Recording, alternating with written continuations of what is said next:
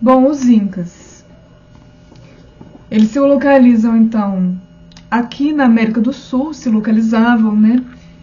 E os Incas abrangeram ali em torno de 10 milhões de pessoas, o que é muito também para a época. E se for pegar os países atuais da América do Sul, os Incas eles vão pegar ali o Peru, o Equador, a Bolívia, a Colômbia, o Chile e a Argentina, como na imagem representada que eu vou colocar. Então, eles habitavam a região dos Andes, que é uma região montanhosa, com altitudes muito elevadas, né? E vai haver registros de civilizações pré-incas, né, que viveram ali há 4.000 anos antes da Era Comum, né, ou seja, há mais de 6.000 anos atrás já havia civilizações aqui na América do Sul, né? Antes da Era Comum é o que dizem no senso comum antes de Cristo, né? Mas o certo o mais correto é antes da Era Comum. Bom, boa parte do que foi feito pelos Incas foi então aperfeiçoado de técnicas desenvolvidas por outros povos andinos. Povos andinos, povos dos Andes. Ou seja, os Incas, quando chegaram, muitos saberes de povos antes dos Incas, esses Incas então absorveram esses saberes e então, com suas técnicas, aperfeiçoaram esse saber, né?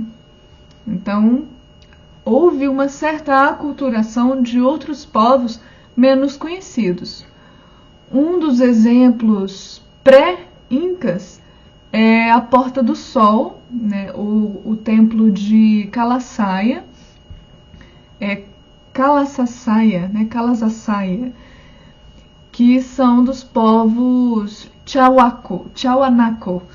Minha cabeça não tá boa, né? Vou representar aqui a imagem desse portal, né, o portal chamado Portal do Sol, do templo de Calassaia, dos povos Tiahuanaco. Muito bonito, né? Então são povos anteriores aos Incas. E o mito que busca um mito, né? Um mito que vai buscar explicar o surgimento dos Incas ali é o do deus Viracocha. Esse deus Viracocha, ele saiu do Oceano Pacífico e ele foi até o lago Titicaca, que é o maior lago da América do Sul, né? Esse lago está a 4.000 metros acima do nível do mar. E esse deus sai do Oceano Pacífico, vem para o lago Titicaca, e nesse lago o deus Viracocha, ele cria tudo, né? Tudo que existe. É o deus criador dos Incas, é esse deus Viracocha, ou Viracocha, né? Então haviam por lá 3 cavernas. Então da caverna do meio, isso é um mito, né? Da caverna do meio vai sair 4 irmãos e 4 irmãs, todos eles liderados por Ayamanco, que carregavam um cajado de ouro e peregrinando ali com seus irmãos em busca da terra prometida pelo Deus Sol. Então sempre tem muito nesses povos antigos, não só nos Incas, mas essa busca por uma terra para se chamar de sua, né? A chamada terra prometida, que até os tupis possuíam isso na crença deles antigamente. Então, quando o cajado ele conseguisse ser fincado em uma terra bem seca, esse seria o local, tá?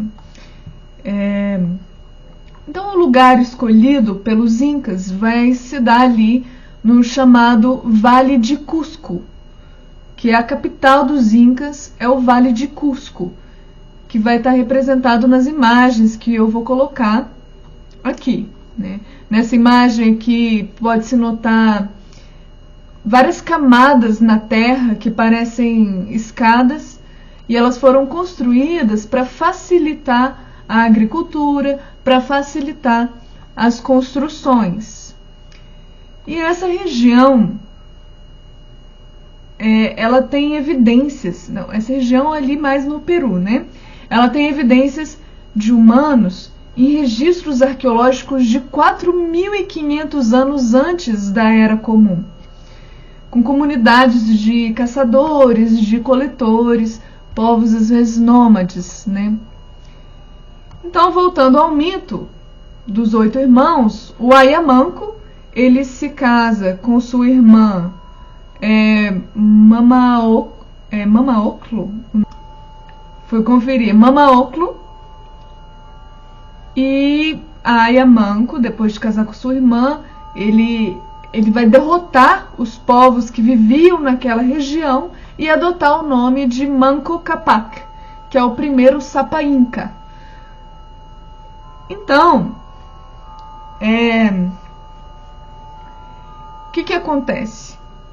Isso já mostra que eles haviam uma intenção de expandir o território, de serem expansionistas, povos guerreiros, conquistadores, né? E povos menores vão ter que se submeter ao domínio inca.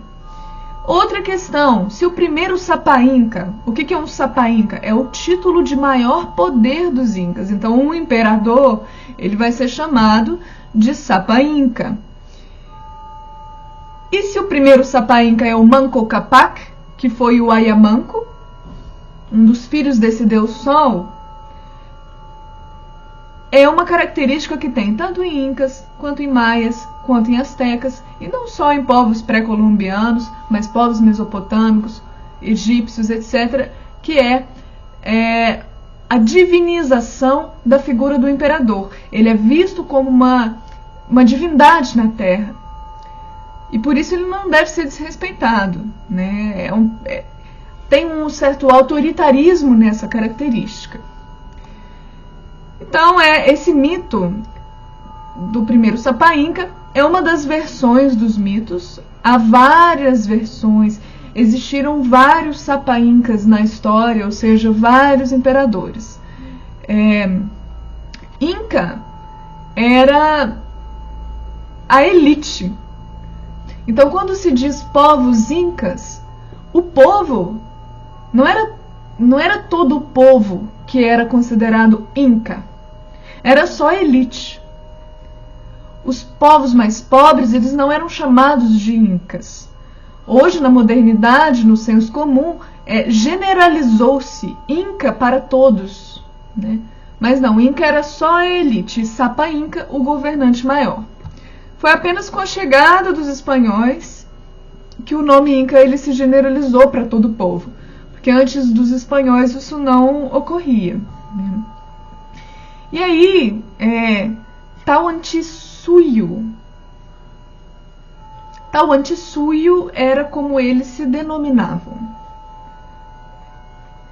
E isso no povo geral. O povo era o povo Tahuantinsuyo. O império ele era dividido em 4 regiões, com 4 governadores, que respondiam todos ao Sapa Inca. Então era um governo um pouco, né, descentralizado. Havia sim uma centralização do poder centrada na figura única do Sapa Inca, que dominava tudo. Mas para ele poder controlar várias regiões, já que era uma região muito vasta, havia 4 governantes que respondiam ao Sapa Inca. E aqui no mapa tá separado essa questão, essa divisão entre essas 4 regiões incas. Então, como eu havia dito, o Sapa Inca, por ser considerado uma divindade, ele era filho do deus Viracocha, ele era filho do Sol. Ele era o filho do próprio Sol, a divindade na Terra. Então ele vivia em vestes e joias luxuosas. Por ser o filho do Deus Sol, ele havia essa estética, possuía essa estética luxuosa. E a elite era chamada de orelhas grandes. Por que a elite eram os orelhas grandes? Porque eles usavam brincos enormes, né? Brincos de ouro, como aqui na imagem, por exemplo, de joias que a elite possuía. Né? Os nobres, eles costumavam pensar que eles eram ancestrais daqueles irmãos que saíram ali da caverna ao lado do primeiro Sapainca, o Ayamanco. Então, eles se achavam uma elite com uma ancestralidade divina. Então, haviam sacerdotes religiosos, haviam militares, haviam administradores. Era uma sociedade com uma estrutura complexa de organização. Os incas, eles dispunham de grandes centros administrativos, né? E aqui na imagem, por exemplo,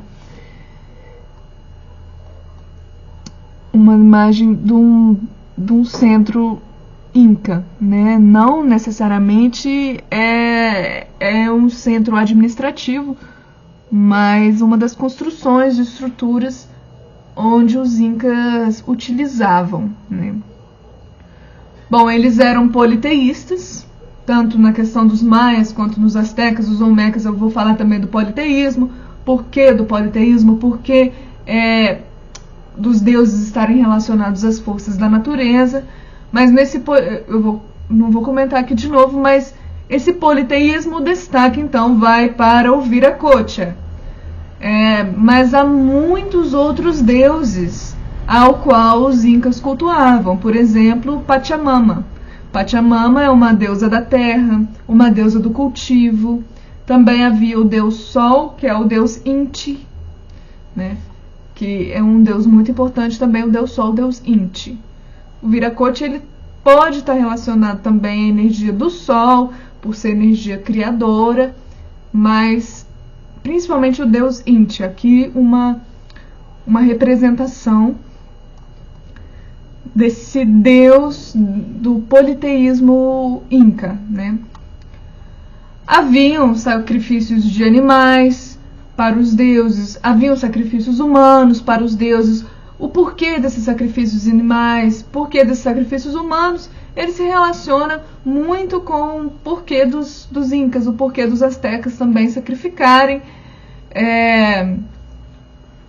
E também vale a pena, quem se interessar mais por esses temas, para não ficar repetitivo, também assistir os vídeos sobre esses outros povos pré-colombianos. E esses sacrifícios vão ser para apaziguar a ira dos deuses e honrar, agradecer a uma boa colheita ou pedir algo, etc. Né? Vão ter muitas questões. Os indivíduos importantes dos incas, quando eles morriam, eles possuíam a cultura de serem mumificados, né? Figuras religiosas, líderes importantes eram mumificados. Uma técnica de mumificação que é diferente da técnica egípcia conhecida, mas há museus aí com múmias incas muito bem preservadas. Eu vou deixar a imagem de alguma múmia inca aqui. Ainda não sei qual que eu vou colocar, então não dá para falar muito sobre ela, mas eu vou deixar aqui uma dessas múmias. O clima naquele local era um clima muito seco. E aquele mito de o cajado de ouro do Ayamanco ser fincado numa terra seca, que é a terra prometida deles, o clima daquele local era um clima seco, um clima muito frio, que vai facilitar o processo de mumificação. O corpo do morto, ele era coberto de sal. A utilização do sal também era utilizada no Egito, né? Mas a diferença é que esse corpo ele era colocado em posição fetal, às vezes com as mãos e os pés amarrados, né? E depois eles vão ser expostos ao sol. Era então embrulhado num tecido, colocado numa espécie de urna funerária.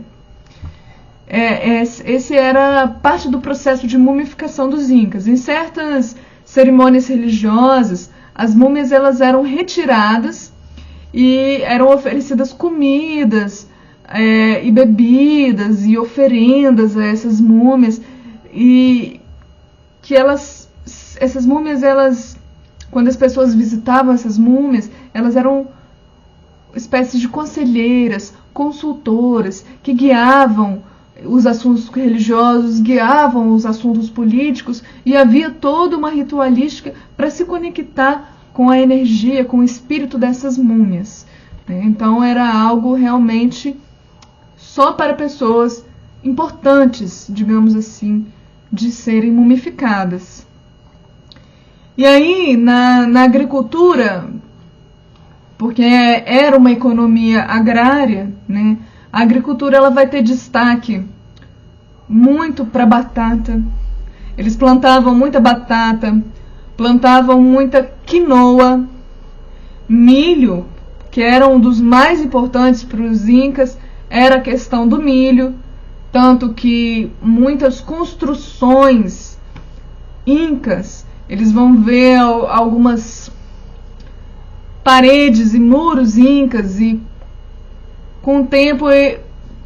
no tempo passado eles não sabiam ao certo por que aquelas pedras tão pesadas, tão perfeitamente encaixadas, eram construídas de maneira torta, entre aspas, mas não é que era torta, era para imitar o padrão do milho deles, que não era um padrão certinho, às vezes igual o milho que a gente conhece hoje em dia, era um milho diferenciado e muito mais diversificado, né? Eles também plantavam pimenta, plantavam feijão, plantavam abóbora, né? Eram algumas das coisas que havia de plantação nos incas naquela época. Eles plantavam em níveis, então, igual aquela imagem, né, das escadas, entre aspas. Então, plantar em nível ajuda a aumentar as terras cultiváveis, como nessa imagem que eu vou colocar novamente.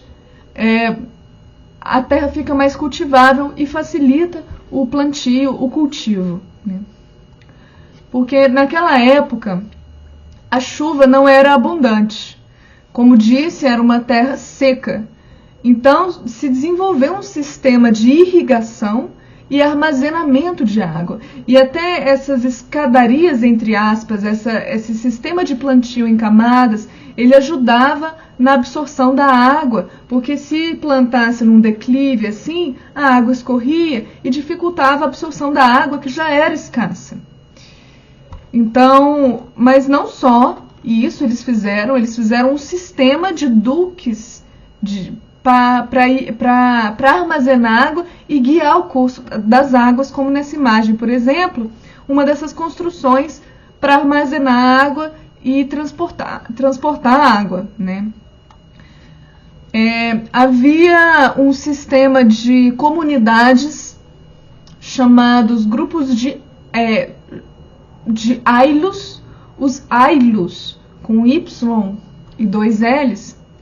Os ailos eram grupos de pessoas, grupos de famílias da região que trabalhavam em uma mesma terra para produzir alimento. Então, esses ailos, uma parte da produção dos ailos, que era a produção do povo, das famílias, uma parte ia para o governo, obviamente havia um sistema de impostos ali, uma parte ia para o governo, outra parte tinha que ir para as entidades religiosas, e o que sobrava só que ficava para eles que produziam. E ainda tinha que ter um excedente, ou seja, uma sobrinha ali para poder guardar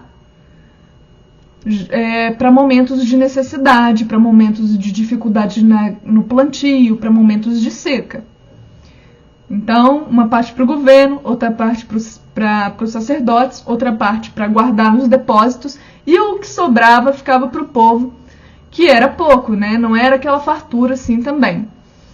E eles guardavam esse excedente, essa sobra, em grandes depósitos, para grandes eventos, e também para os luxos da nobreza, para a manutenção dos militares, ou para as populações quando estivessem em necessidade, né, por conta de alguma seca ou algum terremoto também, que eles sofriam terremotos naquela época. A situação dependia da necessidade, esses depósitos de alimentos, né. Cada aylus possuía um líder, e o líder era chamado de curaca, com K. E o interessante nos incas é o papel da mulher. Uma mulher poderia ser uma curaca, uma mulher poderia ser líder de um aylus, né, de um grupo de pessoas que tinham domínio sobre aquela terra e plantavam em conjunto naquela terra e passavam essa terra e distribuíam, né, essa colheita. Então, importante o papel da mulher. A mulher, ela tinha o direito de ser líder de um aylus, ela tinha direito de ser uma curaca, o que é uma questão muito interessante nos incas. Tanto que a imagem da múmia que eu deixei ali atrás era uma múmia de uma mulher, de uma menina muito jovem, mas de uma mulher. E foi uma mulher importante, senão não havia sido mumificada. Então a mulher, ela tinha um papel importante na sociedade. Havia um machismo? Obviamente havia um machismo. Mas são pontos interessantes de se destacar, né? Aqui na imagem, por exemplo, está representado um local onde era guardado esse excedente, essa sobra, onde ficavam armazenados os alimentos. Era uma espécie de depósito, né? Está bem representado aqui. Bom, os incas, eles não possuíam um dinheiro propriamente dito. O Império Inca, ele costumava fazer o seu pagamento em trocas, né? Uma espécie de escambo ali. Trocava, você vai me dar uma coisa, eu te dou um alimento em troca. Você me dá um alimento, eu te dou um pedaço de tecido. Ou você me dá muito tecido e eu te dou em troca um pouco de ouro, né? Metais preciosos. Mita, por exemplo, que era muito importante para eles, a mita. Então, o que é a mita? Mita era, vamos supor que você não tem com o que pagar, com o que dar em troca. Então você dá a sua força de trabalho. A mita, ela era o chamado trabalho obrigatório que deveria ser feito para o governo. E assim seguia, né, o Império Inca, porque todos, tirando grandes militares, grandes sacerdotes ali, todos eram obrigados a mita, a fazer um trabalho obrigatório para o governo, ajudar o governo de alguma forma, trabalhando obrigatoriamente. Nem sempre eles iam ganhar alguma coisa com isso, mas eles eram obrigados a trabalhar para o governo, seja ajudando na construção de uma estrada, seja trabalhando em terras do governo, ou na construção de templos. Variava essa mita, né? E aí, as leis incas havia uma jurisdição inca, né? E as leis incas, elas eram muito rígidas, né? Por isso a criminalidade inca costumava ser muito baixa, porque as penas eram muito cruéis, né? Então as pessoas não costumavam cometer crimes. A criminalidade era baixa por conta das leis rígidas incas. Na escravização inca, a maioria das pessoas a maioria dos escravizados incas eram pessoas que já foram livres e depois foram condenadas pelo sistema judicial, ou por possuírem dívidas, ou por serem prisioneiros de guerra, né? Haviam muitos prisioneiros de guerra que, se não morriam, se tornavam escravizados. algo muito parecido com os astecas também. Então, outra característica que eu já havia comentado era que os incas eram expansionistas, ou seja, queriam expandir seu território, guerreavam para conseguir aumentar o seu território. O reino, até 1438 ali, era um reino, digamos que pequeno. Então, quando eles foram então atacados pelos povos chancas ou chancas. E quando eles foram atacados por esses povos, o Pachacuti, que era o filho do imperador, o filho do Sapa Inca, o Pachacuti, ele se rende.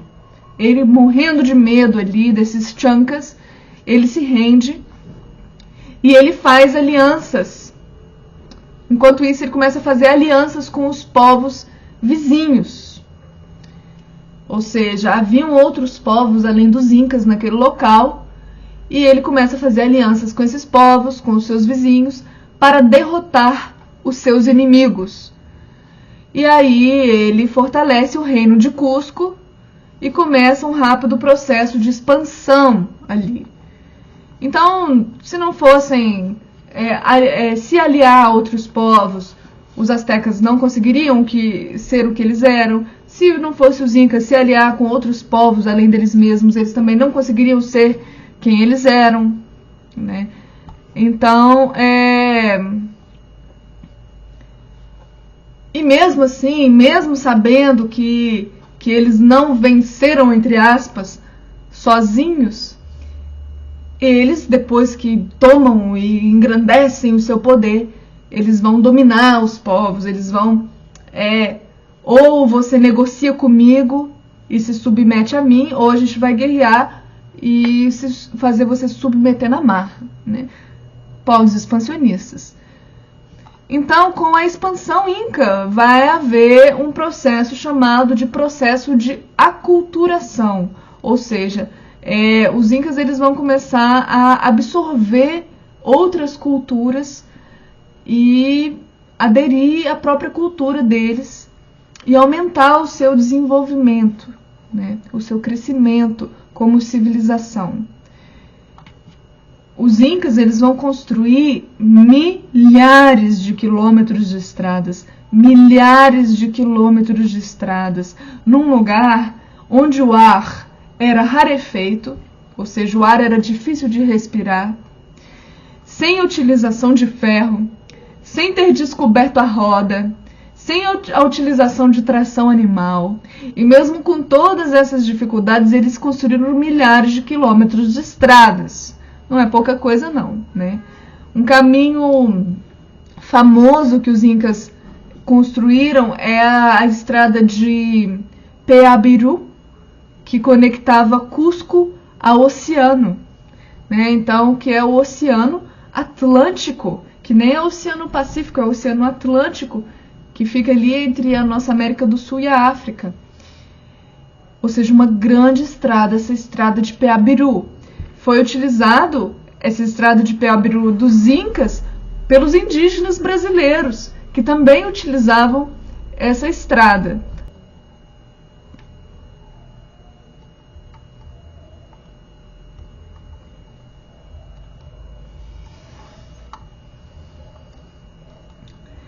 Os mensageiros incas eram chamados de chasquis. E esses chasquis, eles, obviamente, por não utilizarem animais para se locomoverem, eles andavam a pé. Então, os mensageiros, por andarem muito, eles teriam que ser muito atléticos, né? Então, quando um caminho era muito longo, um chasque encontrava outro chasque no caminho e repassava a mensagem. O que era parecido com o caso dos astecas, né? Sistemas de mensageiros muito parecidos. Ou seja, eu ando vários quilômetros, passo a mensagem para um passa a mensagem para outro, outro passa a mensagem para outro, mensageiros que ficam ali a postos, e depois a mensagem vai voltando. Muito parecido com o caso dos astecas. Os incas, eles possuíam artesãos muito habilidosos, né? Eles produziam armaduras, produziam capacetes com pele de alpaca, né? Ajudava na proteção contra as flechas, né? Os escudos eram feitos de madeira, eles não conheciam ferro, mas eles utilizavam armas como lanças, arcos e flechas, uma espécie de estilingue para jogar pedregulhos, também eram utilizados nas batalhas, né? O idioma oficial do Império Inca era o Quechua, o idioma oficial até hoje no Peru, na Bolívia, no Equador, até hoje o idioma oficial é o Quechua, né? Juntamente com o espanhol, que também é o idioma oficial. Mas havia outros idiomas, como o Aymara e o Puquina, que não era só um idioma que havia ali nos povos incas. Os incas eles são conhecidos atualmente, mais pelo senso comum, pela cidade de Machu Picchu. Machu Picchu significa velha montanha, que recebe 1 milhão de pessoas por ano aproximadamente. Eu não sei como que está a estimativa hoje em dia, mas o Machu Picchu só foi encontrado em 1911 pelo historiador Hiram Bingham, não sei o nome dele direito, mas fica no vale do rio Urubamba, né, no alto ali da montanha. Machu Picchu ele tem 2.400 metros de altitude, é uma altitude muito alta, né? Acredita-se que Machu Picchu tenha sido construída na primeira metade ali do século XV e foi apelidada de Cidade Perdida dos Incas. Era a cidade mais importante dos Incas? Não, não era a cidade mais importante dos Incas, né? Aqui uma imagem de Machu Picchu, aqui uma outra imagem mais aproximada, né, das construções. Quando o historiador Bingham, não sei o nome dele, mas enfim, quando ele volta, o nome soletrado, porque se eu estou falando errado, tem que soletrar o nome, né? Hiram Hiram Bingham. Ele voltou para Machu Picchu depois, né, esse historiador, e ele encontrou alguns registros em pedra de desenhos, né? E aqui tem uma imagem, mas uma imagem mais antiga. Mas tem algumas pinturas muito interessantes de animais, umas pinturas bem diferenciadas das pinturas rupestres que a gente encontra hoje em dia, né? Em Machu Picchu eles encontraram muitos utensílios, encontraram esculturas, encontraram vasos, encontraram instrumentos de trabalho agrícola. Isso ajudou muito a compreender a cultura inca, né? Aqui algumas imagens do que foi encontrado dos incas. Então, como eu havia dito, apesar de muito famosa, Machu Picchu não era a cidade mais importante. Ela não era a capital. A capital é uma das cidades mais antigas da América, que é Cusco, que é chamada de o umbigo do mundo. E destaque para também na cultura inca, que era muito importante para eles, o relógio do sol inca. Né? O relógio do sol, aqui a imagem, ele ajudava na localização dos períodos de produção agrícola, além de marcar o tempo também, né? Conforme o sol ele mudava de lugar no céu com o passar do dia, a sombra da pedra também mudava de local conforme o sol se movimentava durante o dia. E assim eles conseguiam marcar o tempo. Muito interessante esse relógio sol inca, né? A civilização inca ela impressionou muito com grandes construções de blocos de pedra que eram encaixados após serem talhados. Eles eram talhados sem usar qualquer tipo de cimento, eles eram encaixados ali perfeitamente e ficavam ali extremamente firmes, o que é muito impressionante, né? Ainda mais num local que sofria e ainda sofre com grandes terremotos. E aí uma imagem dessas construções que eu já havia colocado essa imagem anteriormente, mas colocando essa imagem novamente, porque é muito impressionante, né?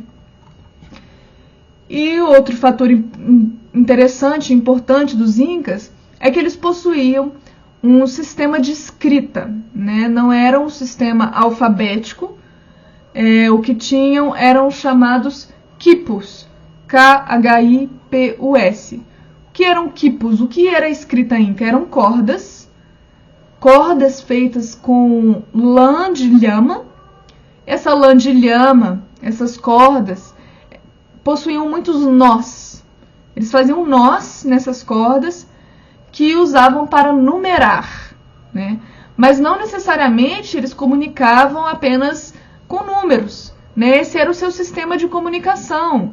Aqui na imagem, por exemplo, está a escrita Inca, muito peculiar, muito única, né? Porque esses quipos, vamos supor, 3 nós com 2 nós na frente vai significar uma coisa. Entendeu? Então era o sistema de comunicação deles, que dependia da cor, dependia do tipo de lã, do espaço entre as cordas, da quantidade de cordas. Havia muitos fatores a serem levados em consideração na interpretação dessa escrita, que era muito complexa.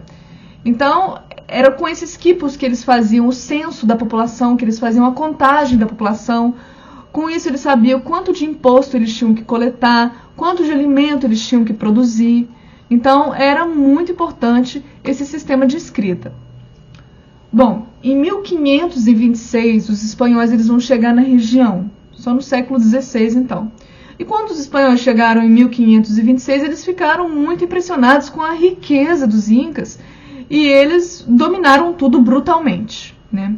Os espanhóis eles trouxeram muita varíola aos Incas, não só varíola, mas assim, o que foi mais brutal mesmo foi a varíola, que dizimou milhares de Incas. Trouxeram a gripe também, né? Os Incas eles já estavam, porque o sistema imune deles não estava preparado para isso, né?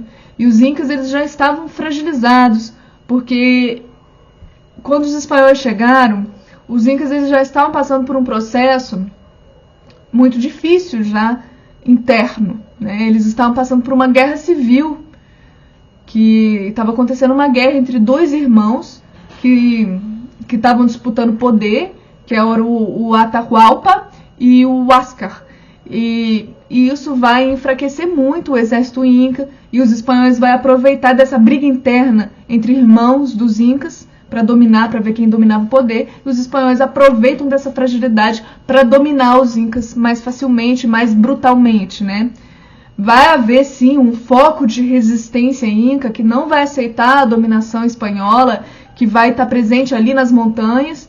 Vão realizar guerrilhas. Até 1572 vai haver muita resistência, né? Se a gente for fazer a conta aí,